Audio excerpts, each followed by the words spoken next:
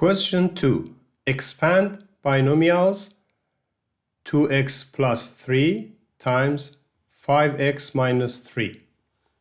For multiplying two binomials, we use FOIL method. The FOIL method is a technique used to multiply two binomials. It stands for first, outside, O, inside, and last. Assuming we want to multiply ax plus b and cx plus d together. The first step is first. Multiply the first term of each binomial together. Means we multiply ax with cx. The result will be acx squared. Outside. Multiply the outer terms of each binomial. Means we multiply ax and d. And the result will be adx. Inside or inner.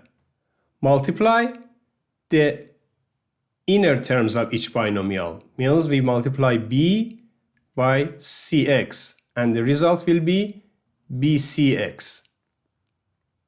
And the last one is last. Multiply the last term of each binomial together. Means we multiply b and d. So it will be plus bd. And the last step, finally, is add all the products obtained from the previous steps to get a final result. Means we combine these two terms together because both are the coefficients of x.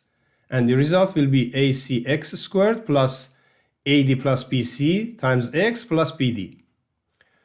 Let's illustrate the fold to solve our question.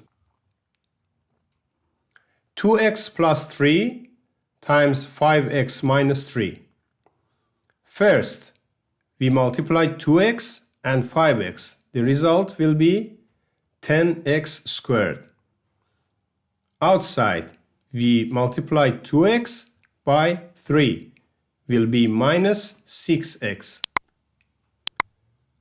Inside, we multiply positive 3 and 5x. Will be positive 15x.